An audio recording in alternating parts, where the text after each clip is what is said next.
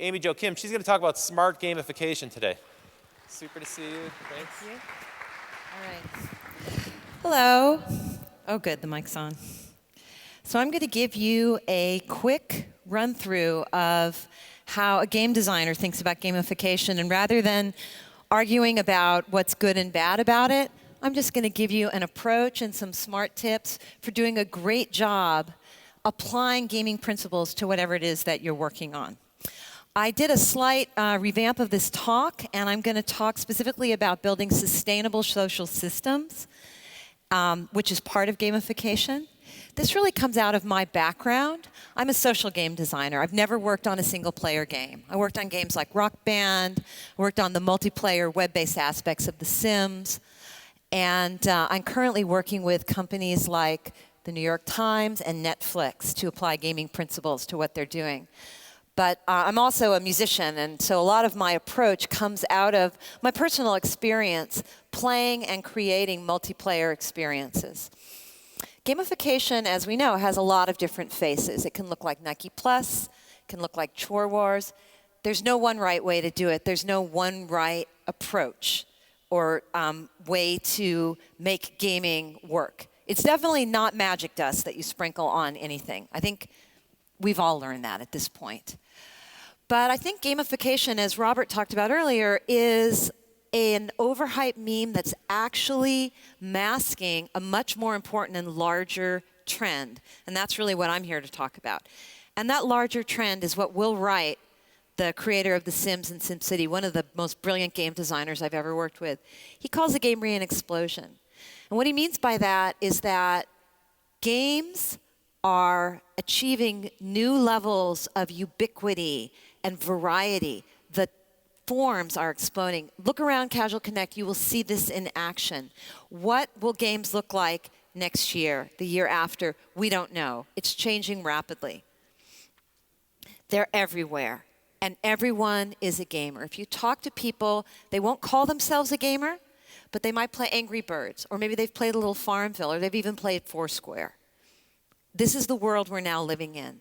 Social games, such as Words with Friends and other games we've heard about, including the social serious games that you just heard about, are an increasingly important part of how people stay connected with each other. They're also an increasingly important part in our lives of how we achieve our goals, whether it's managing your health or being encouraged to train for a 5K, as Nike Plus does. But they're part of our lives. That trend is only going to get more important and bigger. And it's up to us as designers to figure out how to embrace and do great work within this brave new world. So how do you navigate this fast-changing terrain? During Casual Connect, I've talked to my game designer friends. It's a great opportunity to see everyone. Every single person I talk to, wow, things are changing so fast. Everything's different. I got to stay on top. How do you do that? So I'm going to share with you my approach. This is how I work with my clients, and I encourage you to take some of this and make it your own. To navigating this terrain and figuring out, within a fast-changing world, how do you do great work that creates compelling experiences for people? So I call this lifecycle design because, as you'll see, it's really based around understanding and designing for player lifecycle. And again, this is for multiplayer experiences. If you're doing a simple single-player game, this is not as relevant. If you want to create multiplayer experiences that last for people, that they'll stick around and use, this is highly relevant. The first one is to understand the social style of your players. Who is it that's playing and how do they like to engage? There's a wide variety of social styles, but the most canonical difference is between males and females. Females in general like to collaborate. Certainly we're all competitive on some level, but Farmville and Cityville, for instance, are dominated by collaborative mechanics. Males tend to like to compete. It's what they're raised to do. It's what they get reinforced to do. These are very different ways to engage. Richard Bartles, who invented something called Bartles for player types, I'll tell you about that in a moment, pointed out recently that points, badges, levels, and leaderboards, the canonical methodology of gamification, appeal primarily to achiever types. And in Bartles player types, you feel free to go look this up on the web. It's readily accessible. There's 4 types: achievers, explorers, socializers, and killers. Those are ways of engaging in a multiplayer environment. And if you are just doing points, badges, and leaderboards, you're in the achiever quadrant, and you're dealing with achievers. If you have a very male, competitive young audience, that's great. That's exactly what you should be doing. However, if you've got a different audience, that might in fact not be so compelling to them. Games go far beyond competition and achievement. So, inspired by Bartle, I've been using a modification of his player types to talk about social engagement. And there's basically 4 key types of social engagement. You can go on Facebook and look at social games. They will map into this. There's competing, cooperating, exploring, and self-expression. What Bartle didn't talk about at all was the power of self-expression, which is one of the biggest drivers of both gameplay in the modern age and also of purchase behavior. So competitive verbs are win, beat, taunt, challenge, fight. Those are all verbs or activities that are competitive. Brain Buddies, an awesome game on Facebook by Wooga, is a great example of a pure competitive. All the verbs, all the actions are competitive in that environment. Cooperative verbs, join, share, gift, help, exchange, those are all cooperative.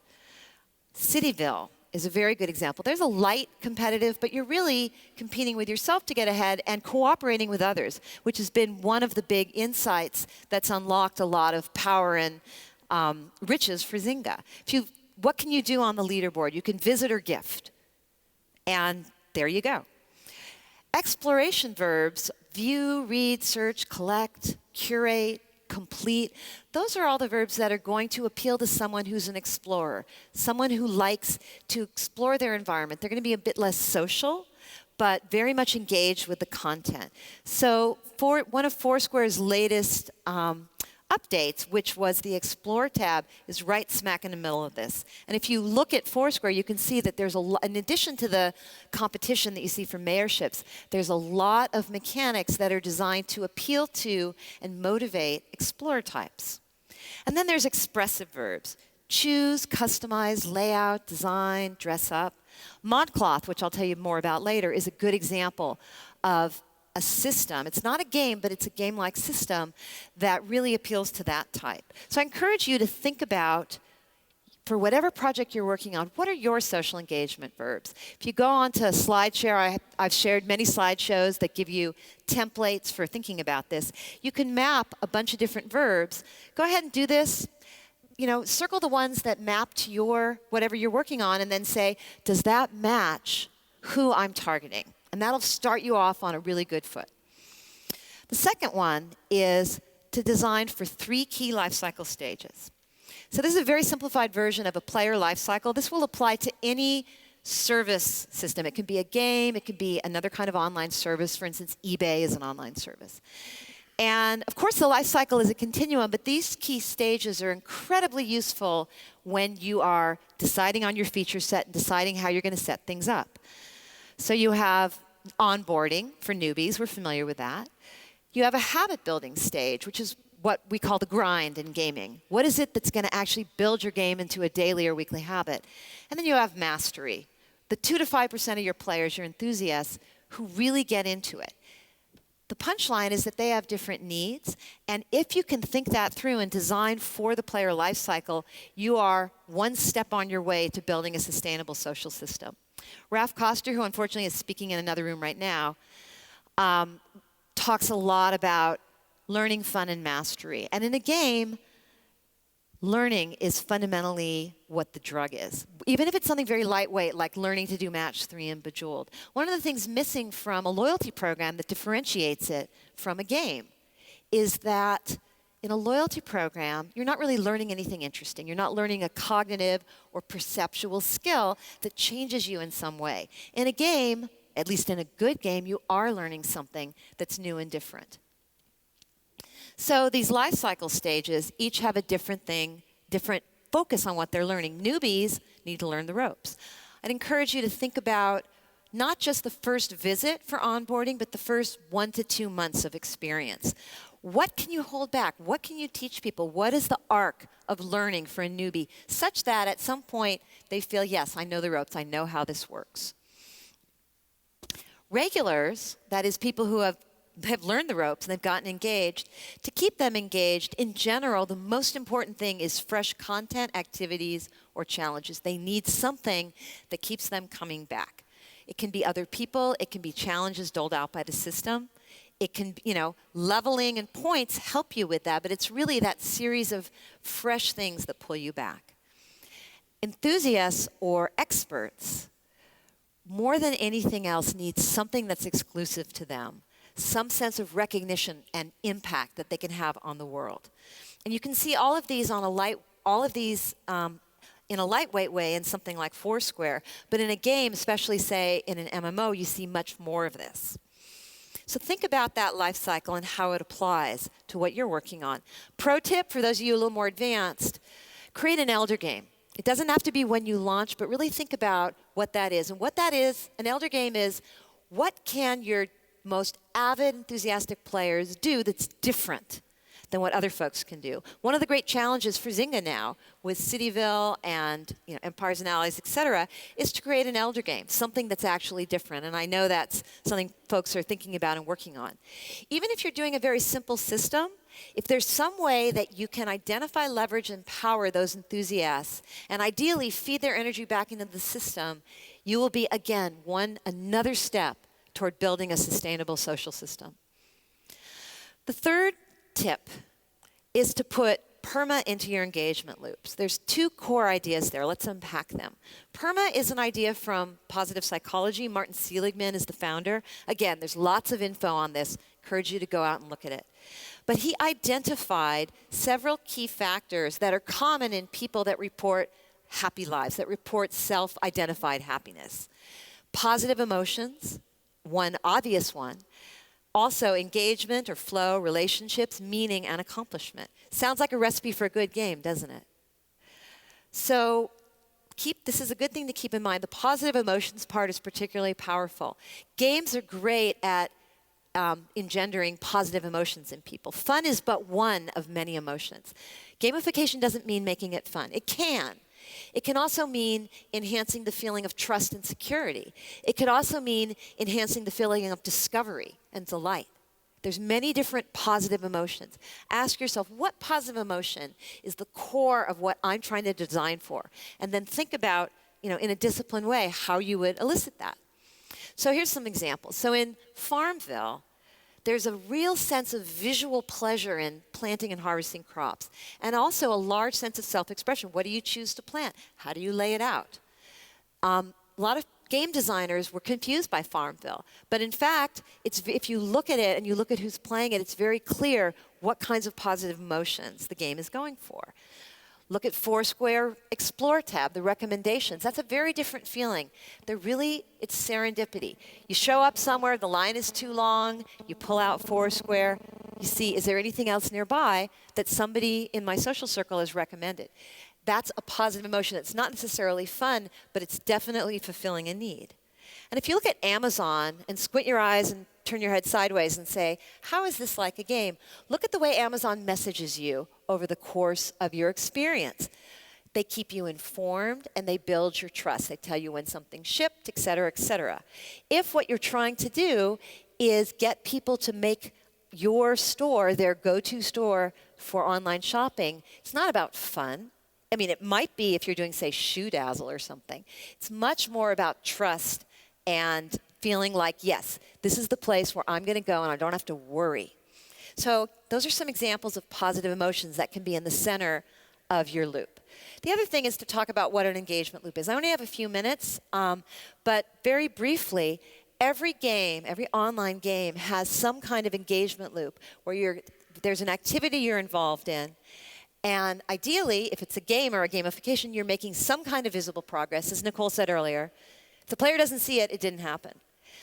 And that's engendering a positive emotion. And it's at that moment that your call to action is relevant. Whether it's a social call to action where you're inviting your friends, or just getting you to come back later or, make an investment of some kind. This is what an engagement loop is. The punchline of the lifecycle design approach is that it changes over time. What's going to be engaging to a brand new player, to a novice, is going to be quite different than what's engaging to a master. So what I do with my clients, and I encourage you to do, is see if you can just sketch out an engagement loop for each of these stages. What would that look like? What would the people that are so deeply into it, what would be interesting to them? Do they want to curate content? Do they want a leaderboard where they can brag? Do they want to be able to whisper in the ear of the devs about new features and review beta before anyone else? Do they want to get new movie clips, a day before anyone else? There's a lot of different things you can do to engage people. But again, it doesn't stay static. The player's journey is that they go from novice to master. So think about that when you're designing your engagement loops. The fourth is progress mechanics, which is usually where folks who are noobs to game design start. They say, oh, progress mechanics, points, badges, leaderboards, levels. I understand that. That sounds great. I want that in my game. That should be the last thing you think about. If you've designed a great experience, the progress mechanics light the way along the journey. So that's the one sentence thing I'd like you to remember walking out of here. Think about what is the journey you're taking your players on? How can you light the way, encourage them to keep going, but also show them where they're headed? A good game, that's what the mechanics take you on a journey toward learning and mastery. What are you learning? How does the game communicate to you that you're learning and reward you and remind you that you've learned? And then let you apply that learning to new challenges. That's what keeps you engaged. If you want to think like a game designer versus, say, a loyalty marketer, a good approach is to think about mechanics, dynamics, and aesthetics. I'll do a very brief overview of that. This is a well-established approach to game design, but it's new to people that aren't game designers. Dynamics are probably far more important in getting people to do things than mechanics. Dynamics are patterns over time. So progressive unlocks, pacing, appointment dynamic, those are all dynamics. What happens over time is known as a reinforcement schedule in behavioral psychology. And again, I don't have time to go into this in detail, but if you have certain patterns of reinforcement over time that have variability in them, are much more addictive than very straightforward, do this, get that in a deterministic sense. Game designers know this. That red pattern, which is the most addictive, is exactly what's programmed into a slot machine. And that's what gets you addiction, surprise, and actually is very good at building habits. It's that blend of something you can count on with a certain element of surprise. Those are the sorts of things that, no matter what you're doing, you can build into your experience. Mechanics are all the things we've been talking about before, levels, points, leaderboards. Mechanics are great, but think about lighting the way. Think about the way Foursquare works. Part of what the badges are doing is onboarding. They're giving you implicit goals. And once you've mastered that, there's new things that you can do. You can try and become a mayor. You can, put some tips in, etc. That is your journey. And even though it's very simple, those mechanics are essentially saying, now try this, how about this? And they're also showing you where you've been on your journey, like breadcrumbs. And then the third one is aesthetics, which is everything that pulls that together, the way the game looks, the art, the NPCs, the way your friends are portrayed, whether it's spammy or respectful socially. All those things are part of the aesthetics of the game. And that's what actually engenders emotion. That all pulled together. And emotion, as I think you heard on the panel before me, is the thing that drives action and engagement. If people are not moved in some way, whether they're pissed, happy, delighted, relieved, whatever the emotion is, they're not going to tend to take action. And your goal is to create some emotion that is what thing that you're going for. So if you look at the evolution of Facebook feed items, what you see is more and different and creative ways to engender an emotional response in the player. Where you get sustained engagement, which is known as flow, there's a famous book called Flow you can look up, is by delivering increasing challenge. That's the punchline of this chart. If you are not challenged enough, you're bored. If you're too challenged, you're anxious. Educational systems should be more like this, and they're not, although they're starting to change now. But this is the model that you can use to design a compelling experience that keeps people hooked. So again, your pro tip is, if you can, figure out how to deliver increasing challenge. Not just more stuff to buy, but increasing challenge and increasing complexity as your player's skill is improved. If you look at games, you see that really good games have a more and more and more complex dashboard. They don't start with as much complexity as they get a month, 2 months, 3 months into the game. This is a great design principle no matter what you're doing. This example from Khan Academy, which is early but I think very promising example of gamification. You work your way through math and the system delivers more and more complex modules after you've tested and proved that you understood an earlier module. Simple, good, no reason all education couldn't work this way. The fifth is, in many ways the most important, is to motivate player with intrinsic rewards. We heard a little about this earlier, and it's absolutely true. Dan Pink wrote a book called Drive. Great background reading. There's a 15-minute video that's like a crib sheet. But he identified 3 key intrinsic motivators. This is stuff you can take home and use. Autonomy, mastery, and purpose. So learning and mastery is intrinsically motivating in and of itself. Badges and points tell you if you've mastered things, but the actual act of learning and mastery is very compelling to people. Autonomy is the ability to direct your own life. And again, you can do simple things in games that give you that feeling. And purpose is feeling that there's a reason you're there, meaningful play, feeling that you're part of something larger than yourself. There's a very famous concept in psychology called Maslow's pyramid, which, if you look at it through this lens, is basically a rank-ordered intrinsic motivation pyramid. And the punchline here is that if you haven't satisfied needs that are lower on the pyramid, you really can't address the higher ones. Don't give a laptop to a child who doesn't have enough to eat, right? But you can look here at what you're doing and say, okay, where am I? Am I addressing a population that's got, how much of that are they already satisfied? Where is my population's, my audience's unmet need? Where is it? Is it belonging? Are they already good there and what they really need is self-esteem? And then you can use that to design your experience. So basically, as you heard earlier, many scientific studies have shown that intrinsic value trumps extrinsic rewards.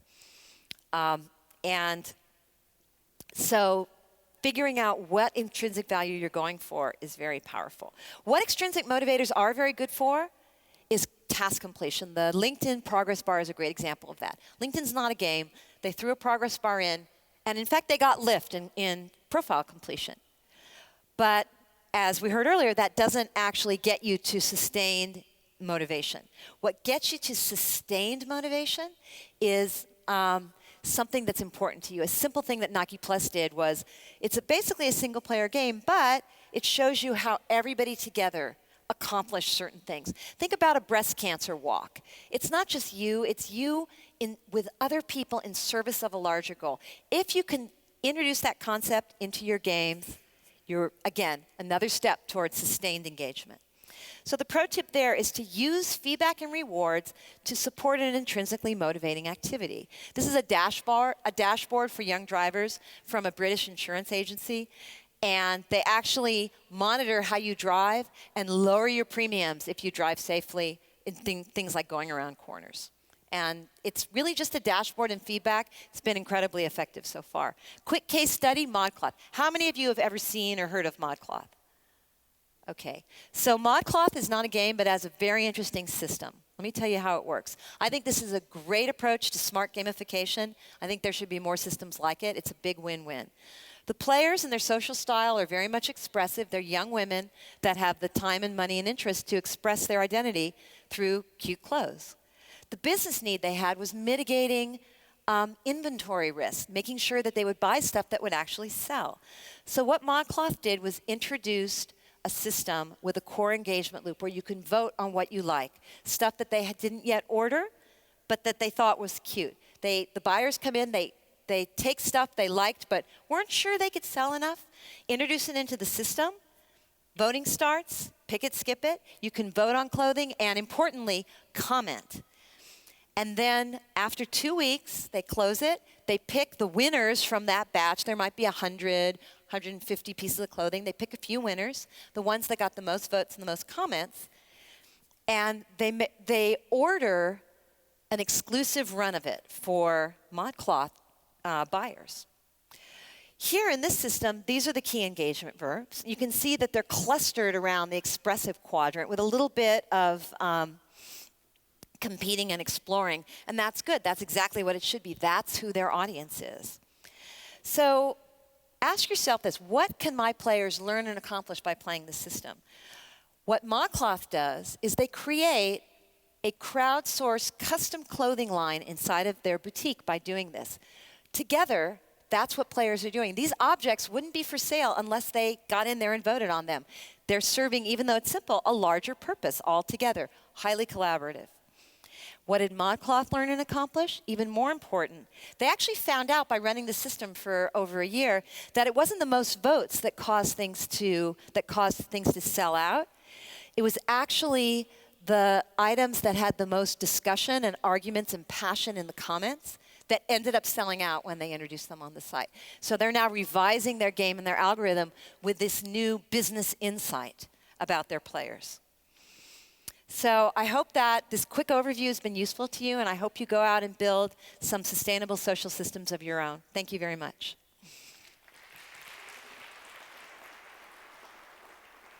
Do we have time for questions? Does anyone have any questions? I guess not.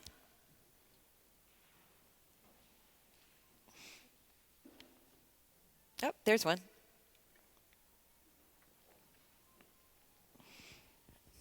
Do you have any examples of any games companies that you've worked with that you've taken principles and that you've shared with us that are from other business models and help them introduce those into their game and have some particular type of results? Every company I work with. I mean, I just did a project with Netflix where, and I can't talk about it in detail. Sure. But we basically redesigned their onboarding process using a lot of these ideas. And Netflix is really smart. They're not interested in gamification. They're interested in great design, great compelling design, which is essentially what it should be, right? So it didn't have any points or badges, but we used a lot of these ideas, particularly the ideas of the idea that you hold stuff back. A lot of what games is what you hold back and dole out over time. So there was a lot of that kind of thinking in the onboarding redesign. Great. And are your slides going to be available? Yes, I will post these slides on SlideShare. If you go to SlideShare/Amy Jo Kim, you will see these later today. Fantastic. Thank you. Absolutely. Anybody else? There's one back there.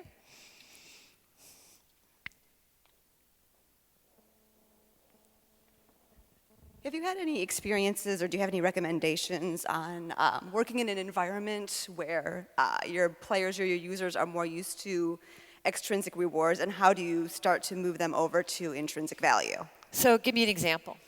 Well, actually, I work more in an advertising agency in a promotional space, and we're certainly in the habit of giving extrinsic rewards to the people who are visiting our websites. How would you make that shift to That's a really not tough losing one. traffic and engagement? That's really tough. Exactly. And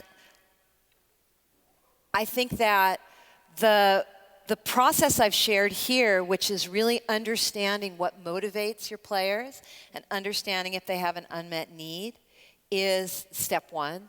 So I work a lot with companies to do player studies, field interviews, not so much focus groups because that doesn't seem to yield useful, but a lot of one-on-one interviews or field interviews in a group, and really understand where people are coming from. So that's how you end up understanding what someone's intrinsic motivation is, what's missing in their lives, what are they looking for, what's their aspirational need. But in terms of a company, if a company is really used to contests and rewards, I have not had a lot of success shifting them away from that. In the same sense, I mean, that's why it's so important to understand the limits of extrinsic rewards, because once you're in that loop, it's very, very hard to wean people off it unless you do like a complete rebranding. But the one thing I can say is talk to people, don't do it in a focus group, go out in the field, meet people where they would be using your product. See if you can talk to them, mostly listen to them and ask a few questions. And if you can identify an aspiration or unmet need and design around that, that's a really good starting point. All right, so thank you so much. I know the next speaker's coming up in a moment, so stick around.